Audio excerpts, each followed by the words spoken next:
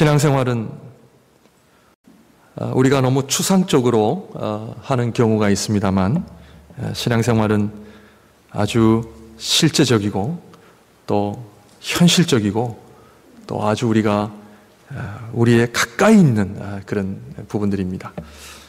신앙생활을 잘한다고 하는 것은 멋있게 사는 겁니다. 세상적인 개념이 아니라 성경적인 개념을 통해 재밌게, 멋있게, 훌륭하게, 의미 있게 산다는 것을 의미하는데, 왜냐하면 우리 안에 하나님의 생명을 우리가 가지고 있기 때문에, 이 하나님의 생명을 가진 자는 앞날에 대한 기대가 있습니다. 왜냐하면 지금까지 살아오면서 하나님의 은혜라고 하는 선물, 보따리가 있기 때문에 그렇습니다. 그래서 좋은 것을 경험하신 분들은 앞으로도 좋은 것을 기대하며 살아가게 되어 있습니다. 그런데 늘 부정적이고 늘 어두운 그런 분들은 지금까지 좋은 것들을 경험하지 못했기 때문에 앞으로도 좋은 것을 경험하지 못한다라고 하는 그런 불안과 염려 속에 살아가고 있습니다. 그러나 하나님을 아는 사람은 지금까지 하나님이 나와 함께 하셨고 내 인생을 붙드셨고 지금까지 나로 하여금 승리케 하신 하나님을 경험한 사람은 앞으로도 너무가 기대가 되어지는 거예요. 1년 뒤에, 2년 뒤에, 5년 뒤에, 10년 뒤를 바라보면 막 신이 나는 겁니다. 오늘도 하나님 앞에 이 벅찬 가슴을 끌어안고, 오늘도 하나님 예배 가운데 내가 오늘도 하나님 멋있게 예배를 드리게 하여 주시고 멋있게 살게 하여 주옵소서. 그렇게 나오셨습니까? 아니면 아이고 위안어 이러고 나오셨습니까? 하나님 앞에 기도하시길 바랍니다. 왜냐하면 하나님의 생명은 날이 갈수록 좋아지는 겁니다. 우리 부모님이 주신 이 생명은요, 날이 갈수록 힘들어지는 생명입니다. 여기 소망의 분들 뿐만 아니라 많은 분들이 저보다 인생의 선배신데 죄송합니다, 이런 표현이. 저도 요즘 좀 나이 차이를 느끼는 것 같습니다. 하루가 달라요. 이런 표현이 있죠. 정과 같지 않아요? 그런데 속 사람은 강건해지는 특징이 있습니다. 그러므로 신앙생활을 잘 하시는 분들은 과거가 그리운 게 아니에요. 내 과거에 내 얼굴이 아니랬는데, 내 몸이 아니랬는데, 당신을 만나 내 몸이 이렇게 뚱뚱하게 되었고, 과거의 20대, 30대를 생각하면서 그렇게 어떤 연민의 과거의 어떤 그거를 회상하는 삶이 아니라, 크리스천의 삶은 앞으로의 삶이 더 기대되어지는 삶입니다. 저는 늘 우리 최 장로님처럼 저는 빨리 흰머리가 나는 저는 우리 장로님의 자리에 가고 싶어요. 왜냐하면요, 주님 앞에 가는 날이 가까워질수록 어떨까요? 우리의 심령이, 그냥 그렇게 되면 안 되겠죠. 우리의 심령이 새로워지고 주님 뵐 날을 가까이 준비하면서 좀 철도 많이 들어가게 되고 주님의 모습을 조금이나마 닮아가는 모습이 가까워지면 가까워질수록 그게 더 사모하게 되는 거예요. 세상은요, 50년을 살든 100년을 살든 여러분들 200년을 살아보십시오. 저는 안 살아봐서 모르겠지만 200년을 살아도 한순간입니다. 사라집니다. 그러므로 속사람이 강건케 되어지며, 오늘 우리 찬양을 통해서 거기서 사실은 이게 좀 슬픈 곡이 돼야 되는데 우리가 기쁘게 불렀잖아요. 상당히 세상적인 관점에서는 좀 슬프게 불러야 되는 노래인데 우리가 박수치며 부른 이유가 뭡니까? 우리가 주님을 바라보게 되면 그렇습니다. 주님, 그날을 손꼽아 기다리는 거죠. 제가 여기 강단에서만 그런 고백이 아니라 좀 그러고 싶어요. 그래서 길을 지나가는 노 부부가 손을 잡고 길을 걸어가는 모습을 보면 얼마나 아름다운지 몰라요. 청년들도 아름답지만요, 그 노 부부가 더 멋있고 아름다워지는 것이 바로 이 성경적인 개념입니다. 여러분들 하나님 앞에 날마다 승리하시기를 바랍니다. 많은 분들이 신앙생활하면서 가장 어려운 것 중 하나가 뭐냐 하면요, 신앙생활을 나름대로 열심히 한다고 했는데 우리의 삶에는 별로 변화가 일어나지 않을 때 어려워질 수 있다는 것을 말씀드리는 것입니다. 그렇게 기도했는데, 그렇게 엎드렸는데, 그렇게 건강을 위해, 물질을 위해, 자식을 위해 그렇게 기도를 했는데 결과는 아무런 변함이 없어요. 이것이 우리 많은 신앙인들을 어렵게 하는 요인 중에 하나입니다. 참 저도 하나님 우리 가정 복 주세요. 참 재정적으로 어려움을 겪을 때 복 주세요. 그러면은 달라지느냐? 아니에요. 심지어 더 나빠져요. 더 힘들어져요. 목사님 말씀 듣고 내가 이번에 새벽 기도회를 나오기로 시작했는데 새벽 기도회 나오니까 와, 문제들이 다 사라지느냐? 도리어 더 많은 문제들이 생겨날 수 있다는 것입니다. 시편 기자는 그래서 고민하다가 이런 고백을 하죠. 시편 73편입니다. 하나님, 어찌 된 겁니까? 악인들은 하는 일마다 잘되고 악인들은 죽을 때도 편안하게 죽고 우리 의인들은 날마다 고통을 당하며 뭐 한 가지 해도 그렇게 힘들고 이렇게 어렵게 살아야 되겠습니까? 이런 고백이 우리 시편 기자도 했더라고요. 도대체 하나님 어떻게 된 일입니까? 차를 타고 교회를 오면서 날씨가 좋았잖아요. 많은 사람들이 공원에 놀러 가고 이 주말을 멋있게 쓰기 위해서 그렇게 가족들이, 친구들끼리 정말 참 귀한 시간을 가지는데 저희들은 그런 시간도 안 가죠. 예배 드려. 예배가 오후 2시라서 오전에도 뭐 할 수도 없고 끝나면 더 할 수 없고 예배 때문에 주일이 그냥 다 날아가는 듯한 기분. 또 목사님은 성경 공부까지 하자고 하니 집에 들어가면 깜깜한 밤이야, 밤. 이렇게 기도 생활, 말씀 생활 열심히 했는데 내 삶에는 변화가 없어요. 어떻게 된 겁니까?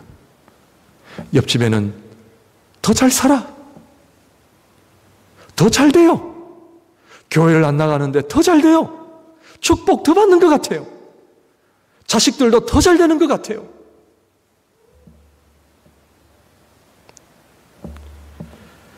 오늘 본문의 말씀을 보게 되면 우리가 겪는 것과 같은 똑같은 것을 누가 겪느냐? 아브라함이 겪고 있습니다.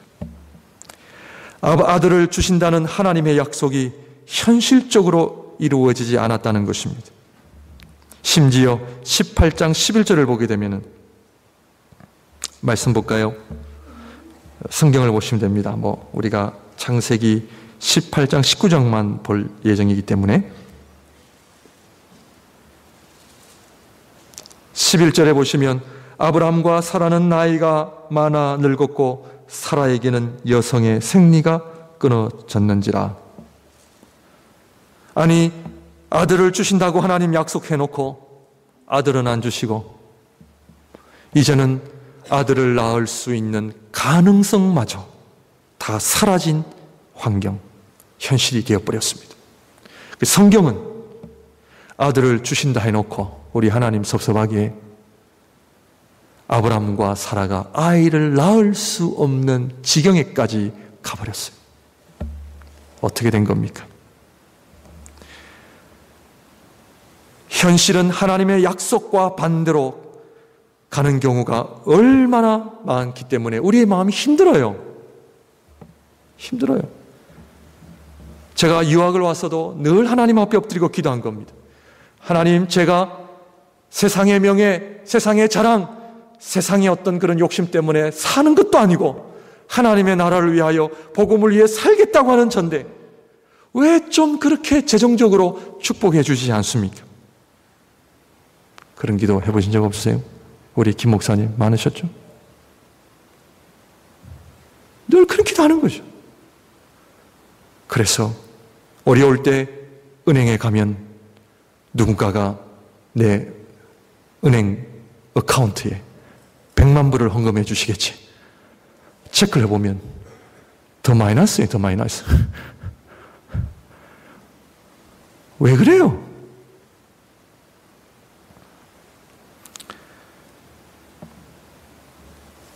(18장 10절에) 하나님께서 아들을 주신다고 하시니까 12절 사라가 속으로 웃고 이르되 내가 노쇠하였고 내 주인도 늙었으니 내게 무슨 즐거움이 있으리요. 여호와께서 아브라함에게 이르시되 사라가 왜 웃으며 이러기를 내가 늙었거늘 어떻게 아들을 낳으리뇨 하느냐. 14절 같이 읽습니다. 시작. 여호와께 능하지 못한 일이 있겠느냐. 기한이 이를 때에 내가 내게로 돌아오리니 사라에게 아들이 있으리라. 아이고 참 우리 하나님 얼마나 애먹이신지 몰라요. 몇 월 며칠 몇 시에 딱 주신다면 얼마나 좋아요. 하나님 말씀은 여호와께 능하지 못한 일이 있겠느냐 이러시란 말이에요. 믿죠 하나님? 안 믿는 건 아닌데 좀 눈으로 볼 수 있도록 약속을 해주셔야 되는 거 아닙니까? 몇 월 며칠 몇 시에 아들을 주시겠다 그러면 기다리죠. 그런 말씀을 안 하시고 너 나 믿냐? 이러신단 말이에요.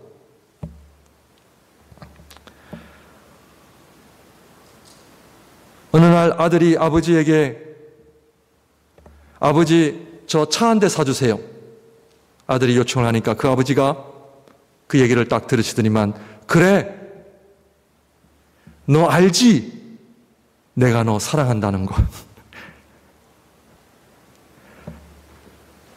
아들이 답답해 안 답답해요? 잘 모르시겠어요? 차 사주세요 그러는데 너 사랑하는 거 알지? 자, 차를 사주신다는 거예요? 안 사주신다는 거예요? 하나님이 지금 이런 얘기를 하시는 거예요. 하나님께서는 오직 한 말씀. 그거를 잘 아셔야 신앙생활에 시험이 들지 않고 승리하며 살아갈 수가 있습니다. 차를 사주신다는 얘기입니까? 안 사주신다는 얘기입니까? 둘 다입니다. 둘 다예요. 사주시긴 사주시는데 하나님의 때가 돼야 됩니다. 하나님의 때. 믿음은 우리가 기대하는 것이 이루어지는 것이 아니라 하나님을 전적으로 신뢰하는 것이 믿음입니다. 많은 분들이 믿음을 내가 기대하고 바라는 것, 그것이 이루어지는 것이 믿음이라고 하는데, 자, 오늘부터 금식, 오늘부터 철야, 그게 아니에요. 하나님을 전적으로 신뢰합니다. 세상은 여전히 믿음은 아무런 소용이 없는 것처럼 보이고, 세상은 도리어 세상에 잘 나가는 사람들이, 물질과 명예, 권력이 있는 사람들이 이 세상을 지배하는 것처럼 보이지만 여전히 하나님은 살아계시고 하나님의 백성들을 지키시고 인도하신다는 것을 오늘 말씀을 통해 우리에게 이야기하고 있다는 것을 알아야 합니다. 창세기 18장, 19장을 통해 이 세상은 여전히 믿음이 있는 자와 믿음이 없는 자의 차이를 우리에게 소개하고 있습니다. 눈으로는 믿음으로 사는 것이 의미가 없고 신앙생활하는 것이 의미가 없고 새벽 기도에 나가고 수요 기도에 나와서 하나님 앞에 엎드리는 것이 얼마나 이것이 의미가 없다는 것을 느낄 때가 얼마나 많은지 몰라요. 왜냐하면 기도해도 말씀 보아도 삶의 변화는 잘 일어나지 않기 때문에 그래요.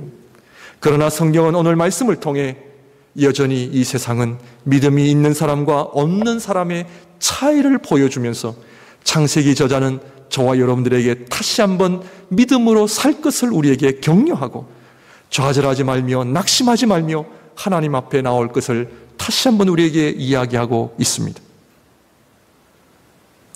오늘 이 창세기 18장과 19장에는 어떤 이야기가 있느냐 하면 잘 들으시면 됩니다. 18장에는 천사들이 아브라함 가정을 방문합니다. 아브라함 가정을 방문했을 때는 그 환대하는 그런 모습이 일어납니다. 아브라함이 참 맛있는 음식을 차리고 기쁜 아름다운 교제가 일어나며 천사들이 아브라함 가정에 좋은 소식을 가져오는 것을 보게 됩니다. 그런데 19장에는 천사들이 롯의 가정을 방문할 때는 롯이 그렇게 들어오라 해도 천사들은 계속해서 꺼려합니다. 마지못해 롯의 가정에 들어가지만 결국 문제가 생깁니다. 동네 사람들이 모여 그 사람들을 끌어내라고 문제가 생깁니다. 그리고 아브라함 가정에는 좋은 소식을 가져왔지만 롯의 가정은 심판의 소식을 가져옵니다. 겉으로는 믿음에 있는 가정과 믿음이 없는 가정이 별 다를 바 없는 것 같지만, 그러나 성경은 여전히 오늘도 지금은 천사들이 우리의 가정을 방문할 때 좋은 소식을 가져오는 천사들의 방문인가, 아니면 롯의 가정처럼 문제와 갈등과 다툼에 있는 가정, 그래서 천사들이 소돔과 고모라를 심판할 수밖에 없다는 슬픈 소식을 전하는 그런 현실을 직면할 수밖에 없는 가정이 있다라고 하는 것을 우리는 보게 됩니다. 그리고 여러분들 19장에 보시면 믿음의 사람 아브라함은 하나님의 심판이 일어날 때 그 심판과 상관이 없습니다. 멀리서 그 심판이 일어나는 것을 바라보지만 롯의 가정은, 롯은 하나님의 심판을 직접 경험합니다. 이것은 아마 먼 훗날 하나님께서 우리 주님 재림하실 때에, 온 세상을 심판하실 때에 하나님의 백성들, 믿음의 백성들은 아마 멀리서 그 심판을 바라볼 수 있는 특권이 저는 주어진다고 저는 믿습니다. 그러나 믿음이 없는 자들은 그 하나님의 심판과 직접적이든 간접적이든 영향을 받을 수밖에 없는 그런 위험이 있다는 것을 성경은 우리에게 이야기합니다. 사랑하는 성도님들, 낙심하거나 좌절할 때에 다시 한번 하나님을 향하여 눈을 들어 믿음으로 오시기를 바랍니다.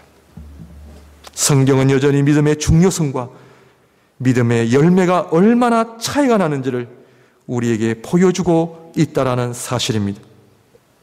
그렇다면 오늘 저와 여러분들이 읽지는 않았지만 이 18장, 19장에 일어난 소돔과 고모라의 심판은 왜 일어날 수밖에 없는가? 많은 분들이 동성애라고 하는 심각한 문제를 이야기하면서 소돔과 고모라의 도시의 문제는 동성애다, 그렇게 이야기를 합니다만, 그러나 우리가 성경을 좀 자세히 보게 되면 동성애 문제만 있었던 것은 아닙니다. 롯의 가정을 방문했던 천사들을 소돔의 사람들이 찾아와 그들을 끌어내라, 우리가 그들을 상관하리라, 창세기 19장 5절에 그런 이야기가 나옵니다. 그런데 이러한 모습은 창세기뿐만 아니라 사사기에서도 일어납니다. 사사기 19장에 이 비슷한 사건이 일어나는데 왜 이것이 심각한 것인가? 사사기의 저자는 각기 소견대로 행하였던 그 당시 영적 어둠을 이야기하면서 한 사람 한 사람이 하나님 앞에 믿음을 떠나 멀어져 가는 것이 얼마나 심각했던가를 우리에게 보여주면서 그 각기 소견대로 행한 그 삶의 절정이 어디냐? 사사기 19장에 집단으로 이탈하는 행동을 보여주면서 그 당시 사회가 얼마나 하나님 앞에 심각했던가를 우리에게 보여주고 있습니다. 그러므로 그 사사기의 사건은 오늘 이 창세기 19장에 일어난 그 사건처럼 집단 이탈 행동이라고 하는 것은 그 도시가 얼마나 하나님 앞에 심각한 죄악의 상태였는지를 우리에게 보여주고 있다는 것입니다. 우리 사랑하는 성도님들, 우리가 몸담고 있는 이 캐나다와 그리고 북미, 미국, 나중에 또 말씀을 드리겠습니다만 우리 조국 한국 기도를 참 많이 해야 할 때입니다. 지금 일어나고 있는 일들은 보통 일들이 아닙니다. 한 개인의 범죄가 아닙니다. 성경은 한 개인의 범죄는 하나님께서 나름대로 그 범죄를 또 심판하시겠지만 심각한 것은 한 집단이 함께 이탈하여 행동하여 불의를 저지른다고 하는 것은 그것은 하나님 앞에 심판을 초래할 수밖에 없다라고 하는 이 긴급성을 우리는 알아야 됩니다. 그 하나님의 백성들은 그걸 알아야 됩니다.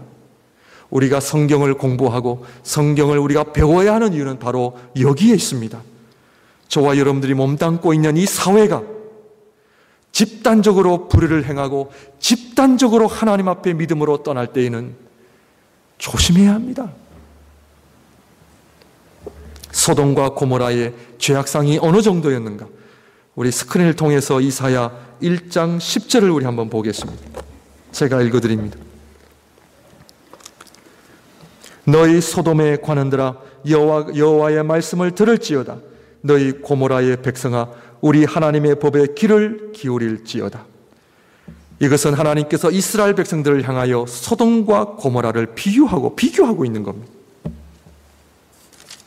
3장 8절 9절입니다. 예루살렘이 멸망하였고 유다가 엎드러졌음은 그들의 언어와 행위가 여호와를 거역하여 그의 영광의 눈을 범하였음이라. 그들의 안색이 불리하게 증거하며 그들의 죄를 말해주고 숨기지 못함이 무엇과 같으니 소돔과 같으니 그들의 영혼에 화가 있을진저 그들이 재앙을 자취하였도다. 이사야 1장과 3장의 이야기는 불의에 대해서 이야기하고 있습니다. 오늘 저와 여러분들이 살고 있는 이 사회에 불의를 놓고 기도를 해야 합니다. 오늘날 교회가 불의를 행하면 안 됩니다. 하나님의 법을 어기면 안 된다는 것을 보여줍니다. 예레미야 23장 14절입니다. 내가 예루살렘 선지자들 가운데도 가증한 일을 보았나니 그들은 간음을 행하며 거짓을 말하며 악을 행하는 자의 손을 강하게 하여 사람으로 그 악에서 돌이킴이 없게 하였은즉 그들은 다 내 앞에서 소돔과 다름이 없고 그 주민은 고모라와 다름이 없느니라. 이것은 선지자들이 하나님 앞에 간음하고 타락한 모습입니다. 이 예레미야 말씀은 무책임한 것을 이야기하고 있습니다.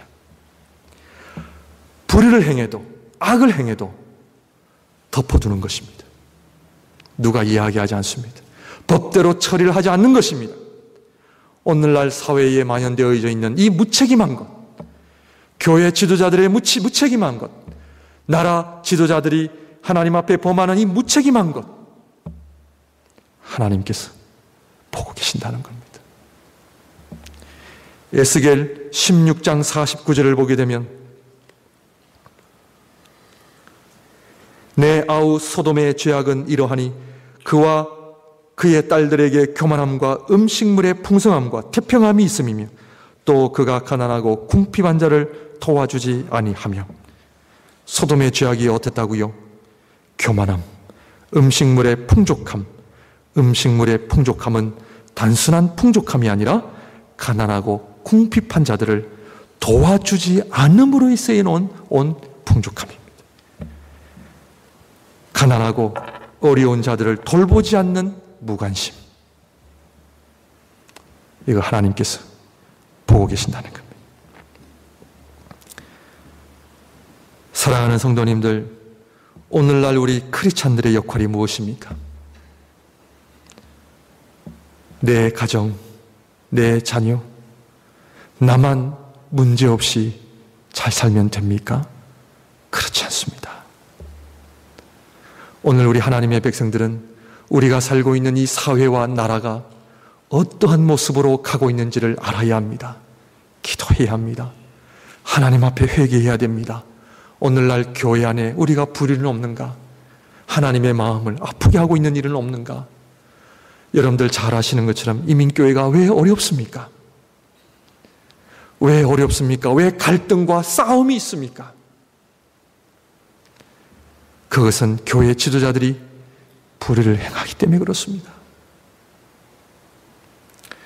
뿐만 아니라 이런 창세기의 심판을 통해서 우리에게 주시는 메시지는 결국 이 세상의 주인은 누구냐 하는 문제입니다. 우리 하나님은 누구시냐 하는 겁니다. 우리 하나님은 창조주 하나님이시요 능치 못할 일이 없으신 전지전능하신 하나님, 오늘 하나님께서 사라에게 여호와께서 능치 못한 일이 있겠느냐라고 말씀하신 것처럼 오늘 이 심판을 통하여 결국 이 세상의 주인은 하나님이시라는 겁니다. 그 하나님 앞에 우리가 어떻게 살아야 되겠습니까? 이러한 상황 속에 아브라함은 창세기 18장, 19장을 통하여 우리에게 중요한 믿음의 모습을 보여주고 있습니다. 사랑하는 성도님들, 저희가 지금 창세기 12장부터 계속 18장까지 왔습니다. 어느덧 시간은 흐릅니다. 제 계획으로는 창세기 22장까지 하려고 합니다. 그런데 오늘 창세기 18장에 드러난 아브라함의 믿음은 얼마나 성장한 믿음인지 모릅니다. 시간은 갑니다. 세월은 똑같이 갑니다. 그러나 어떤 분들은 똑같은 세월이 가도 시간이 흘러도 믿음이 달라지고 믿음이 성장하고 믿음이 깊어져 가는 일들이 있는가 하면 세월이 가도 시간이 가도 변함이 없는 분들도 계십니다. 오늘 이 창세기 18장은요, 아브라함이 얼마나 하나님 앞에 그 믿음이 성장했는가를 우리에게 보여주고 있다는 사실입니다. 여러분, 안 변할 것 같죠? 성장하지 않을 것 같죠? 그러나 하루하루 내가 하나님 앞에 엎드리며 하루하루 말씀을 읽으며 묵상하는 가운데 오늘도 17번째 주일을 맞이하여 저희가 합동하여 17번째 되는 주일 예배인데 17번이라는 예배를 통하여 하나님, 나의 믿음은 얼만큼 성장했습니까? 점검하는 저와 여러분들이 되시기를 바랍니다. 시간은 가기 마련입니다. 또 12월 달이 와서 2014년도에 막이 내릴 때도 옵니다. 그러나 우리에게 중요한 것은 시간이 가고 안 가고의 문제가 아닙니다. 시간은 가지만 나의 믿음은, 나의 그 성숙은 일어나고 있는가 하는 질문을 오늘 하나님 앞에 드리시기를 바랍니다. 오늘 이 18장에 등장한 아브라함은 어떤 믿음이냐? 소돔과 고모라를 심판하시겠다는 천사들의 이야기, 하나님의 말씀을 통하여 오늘 이 아브라함은 하나님 앞에 나아가 기도합니다. 많은 학자들이 이야기하기를 이 아브라함이 하나님 앞에 18장에 의인 50명이 있으면 소돔과 고모라를 심판하지 말라는 이 간구는 보통의 간구가 아니라는 것입니다. 한 나라의 흥망성쇠를 위하여 기도할 수 있는 하나님의 그 신앙인, 우리 가정을 위해 기도하는 것이 어려워요, 쉬워요? 어렵습니다. 참 자식들을 위해 기도하는 것도 어렵고요, 우리 자식들의 믿음을 위해서 기도하는 것도 그렇게 어려운데 오늘 아브라함의 믿음이 어느 정도냐? 한 나라의 흥망성쇠를 가지고 아브라함은 기도합니다. 자, 아브라함이 그동안 기도했어요, 안 했어요?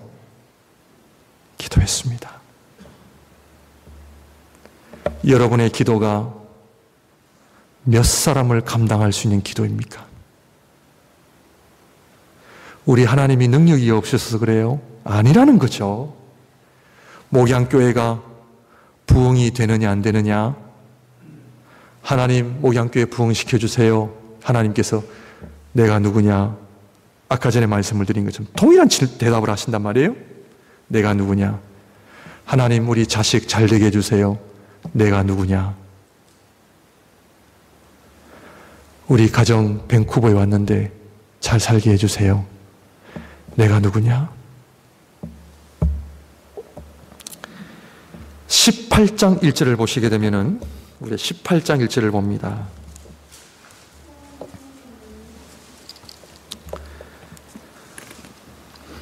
(18장 1절을) 보게 되면 여호와께서 마므레의 상수리 나무들이 있는 곳에서 아브라함에게 나타나시니라. 날이 뜨거울 때에 그가 장막문에 앉아 있다가 여호와께서 마므레의 상수리 나무들이 있는 곳, 여기가 어떤 곳이에요?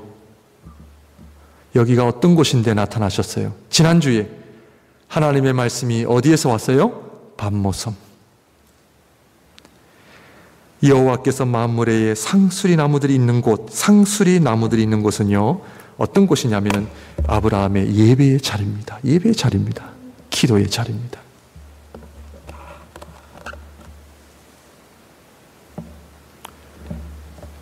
많은 분들이 하나님은 나의 기도를 들어주시지 않는 것 같아, 신앙생활에도 차이가 없는 것 같아, 교회를 가보니 단이 난다니나 똑같은 것 같아.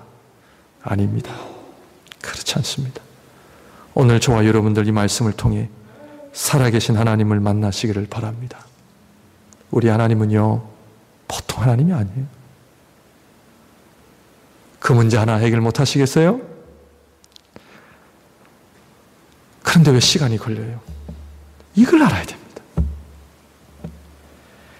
50명, 45명, 30명, 몇 명까지 내려갑니까? 10명까지 내려갑니다. 그리고 18장이 끝납니다. 어떤 분들은 아브라함의 기도가 끈질긴 기도가 없어서 결국 하나님은 소돔과 고모라를 심판하셨다는 식으로 이해를 합니다. 그러나 본문은 그런 이야기가 아닙니다. 본문은 의인의 수가 문제가 아니라는 것입니다. 50명이면 하나님께서 구원해 주시고 45명이면 심판하실 하나님이시라는 거예요? 아니라는 겁니다. 10명이면 심판 안 하시고 5명이면 심판하실 하나님이에요? 아니라는 거예요. 오늘 몇 분 오셨습니까?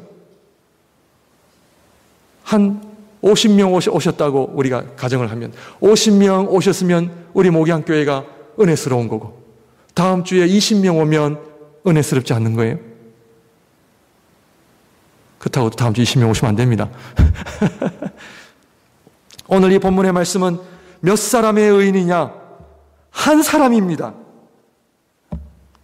예레미야 5장을 보면은 예레미야 선지자를 향하여 하나님은 네가 예루살렘 성 밖을 돌아보아 한 사람의 의인이라고 있으면 내가 너희를 멸망하지 않겠다.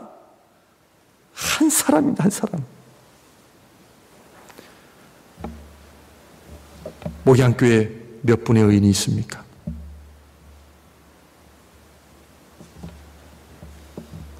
하나님은 몇 사람의 기도를 통해 역사합니까? 한 사람.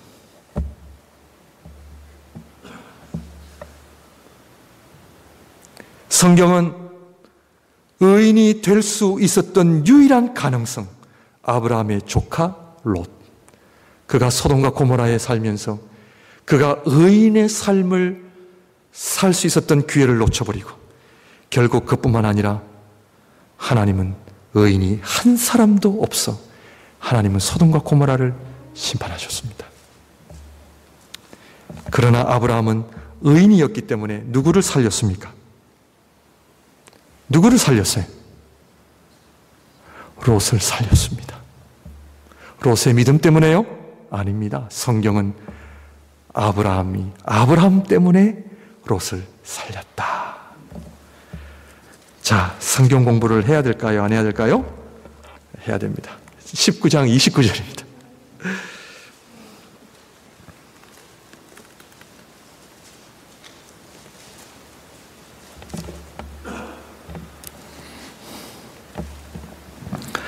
창세기 19장 29절, 하나님이 그 지역의 성을 멸하실 때 곧 롯이 거주하는 성을 엎으실 때에 하나님이 아브라함을 생각하사 롯을 그 엎으시는 중에서 내보내셨더라. 아멘. 롯이 누구 때문에 살았어요? 아브라함 때문에. 우리가 누구 때문에 구원받았어요? 예수님. 예, 아멘. 역시 우리 목양교회 성님들 훌륭하십니다. 저와 여러분들이 잘나서 구원을 해주셨나요? 아닙니다. 이거를 모르는 분들이 많이 계십니다. 내가 잘나서. 목사님, 우리 집안은 4대째로 믿어오는 집안이거든요. 그 중요성이 없다는 것이 아니라 하나님이 누구 때문에 우리를 구원하셨어요? 예수 그리스도의 보혈, 어린 양의 보혈. 이것이 구약과 신약의 전체 흐르는 복음의 메시지입니다. 예수님 때문에 우리가 구원받은 거죠. 우리가 날마다 어린 양의 보혈을 찬양할 할 수밖에 없는 이유가 그런 거예요. 우리 사랑하는 성도님들, 우리가 예수님 때문에 구원받았고 예수님 때문에 하나님의 자녀가 되었고 예수님 때문에 하나님의 백성이 되었는데 우리가 누구를 위해서 살아야 돼요? 근데 우리 그렇게 살고 있어요? 아니면은 백성 되었으니까 이제는 내 마음대로 살아도 되겠지? 아닙니다. 이번에 월드컵이 시작되었습니다. 한국이 내일 모레면 시합을 하는데 여러분들 응원을 잘 하시길 바랍니다. 아르헨티나는 오늘 오후에 합니다. 그래서 제가 지금 두근두근거린 마음으로 올라왔는데 4년마다 열립니다. 선수들이 4년을 기다리는데 그냥 기다리지 않습니다. 준비를 하며 기다립니다. 한 나라를 대표하는 엄청난 책임이 주어졌는데 아무나 보내지 않습니다. 그 나라의 최고의 수준을 가진 선수들을 보냅니다. 하나님 나라를 위하여 하나님께서 아무나 사용하시느냐? 아닙니다. 오늘 아브라함의 믿음은요, 왜 하나님이 그 아들을 왜 시간 걸리게 주시느냐 하면요, 아브라함을 하나님이 기뻐하시는 의인 세우시기 위함입니다. 이거를 알아야 됩니다. 현상을 보고 따라다니는 인생이 아니라 축복 주면 아멘이요 축복 안 주면 나 몰라라는 그런 신앙인이 아니라 나에게 축복을 주시든 안 주시든 내가 하나님 한 분을 향하여 내 모든 인생을 걸 수 있는 하나님의 사람. 오늘 아브라함이 18장에 그런 모습으로 서 있습니다. 왜냐하면 오늘 18장에도 하나님이 아브라함에게 아들 주셨어요, 안 주셨어요? 아직도 안 주셨어요. 아직도 안 주셨단 말이에요. 그런데 아브라함은 여전히 예배의 자리로 나옵니다. 은혜를 안 주셔도 여전히 기도의 자리로 나옵니다. 축복이 있든 없든 여전히 하나님 앞에 엎드립니다. 하나님을 향하여 두 손 듭니다. 여러분들 자녀들에게 선물을 준비하시면 선물을 빨리 주고 싶으세요? 천천히 주고 싶으세요? 부모의 마음은요, 자식들에게 선물을 줄 때에 빨리 주고 싶어 합니다. 빨리 그 선물을 주어서 그 자녀들이 그 선물을 가지고 통해 그 기뻐할 모습을 부모님들이 보고 싶어 하시잖아요. 그런데 그 선물을 끝까지 가지고 계신다고 하는 것은 부모의 입장에서도 견디기가 어려운 거예요. 그러므로 우리 하나님께서 이삭이라는 아들을 빨리 주고 싶어 하실까요? 안 하실까요? 우리 하나님 마음 동일하거든요. 근데 기다리는 거죠.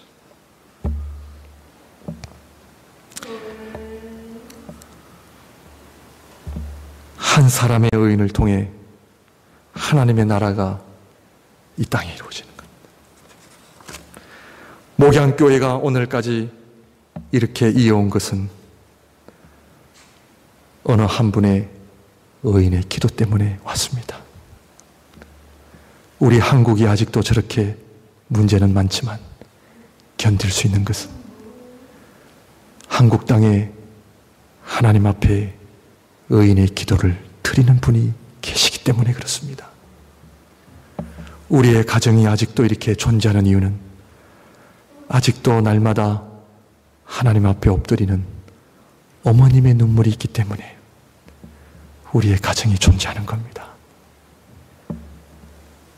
목회자가 잘나서 안 그렇습니다. 이 목양교회도 저는 잘 되리라 믿습니다. 제가요? 아니에요. 새벽 기도회를 나오고 수요 기도회를 나오고 오늘도 예배 시작하기 전에 중보 기도를 하면서요, 하나님께서 저에게 주신 마음은 이 교회에 의인의 기도가 있다는 걸 저에게 늘 약속해 주시거든요. 제가 얼마나 힘나는지 모릅니다. 목사가 여러분들에게 힘드리기보다는 사실 제가 여러분들에게 힘받고 돌아갑니다. 이 교회는 의인의 기도가 있는 교회구나. 그 의인의 기도가 누구냐는 거죠. 우리 사랑하는 성도님들, 이 세상은 소돔과 고모라와 같은 세상입니다. 많은 사람들은 세상을 향하여 비난과 손가락질하며 비판을 하죠. 누구 때문이야, 누구 때문이야 라고 이야기를 합니다. 그러나 오늘 하나님의 기뻐하시는 성도는 어떤 문제를 이야기하고 안 하고의 문제가 아닙니다. 소돔과 고모라를 끌어안고 아브라함처럼 하나님 앞에 기도를 드리느냐는 겁니다.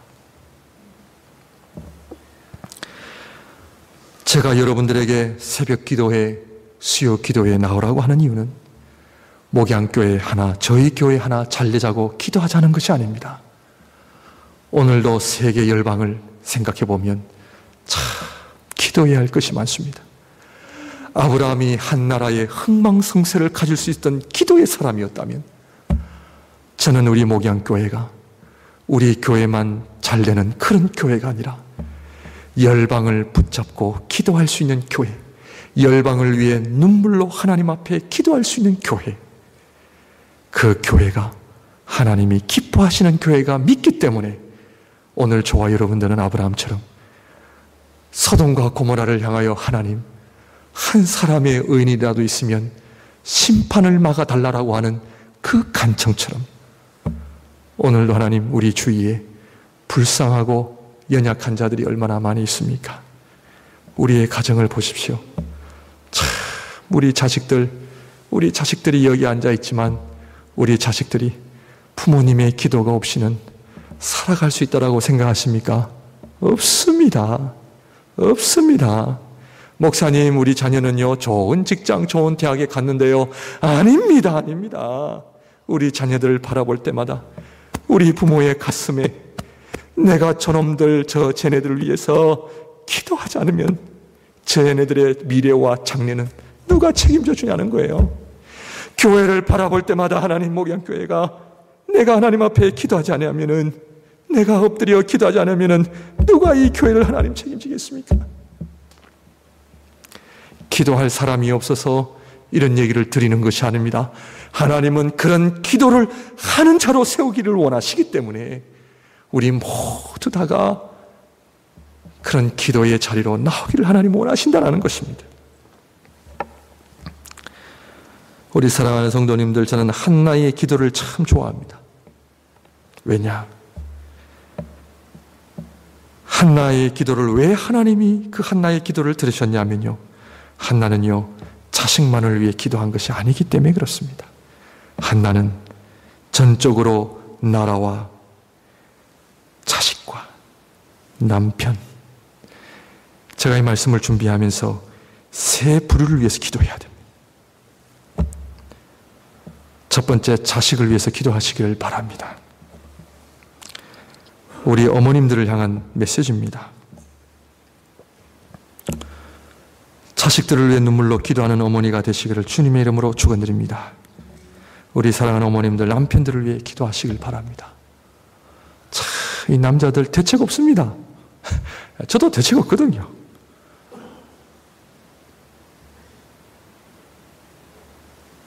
가정은 어머니의 기도로 세워집니다. 어차피 남편들은 소망이 없기 때문에 남편들의 연약함을, 부족함을 끌어안고 기도하시길 바랍니다. 나라와 교회를 위해 기도하시는 어머님들이 되시기를 주님의 이름으로 축원드립니다. 그래서 우리 남자들보다 여자분들을 더 오래 살게 하신 이유가 기도 때문입니다. 우리 사랑하는 성도님들, 오늘 말씀을 통해 말씀을 정리합니다. 하나님께서 왜 아들을 25년이라는 세월을 통해서 주시느냐? 전적으로 하나님을 신뢰하기 위함입니다. 우리 하나님은 전지전능하신 하나님.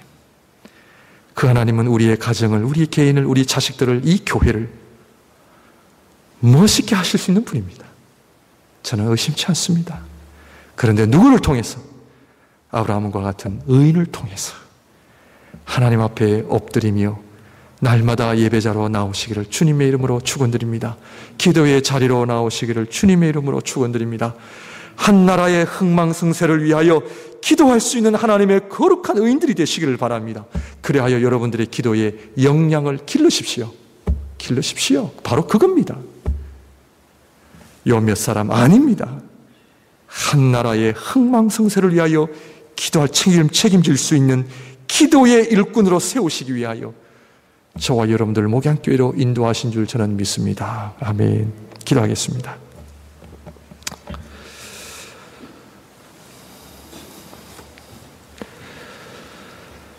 우리 반주를 좀 해주시고 함께 말씀을 생각하면서 기도하면 좋겠습니다.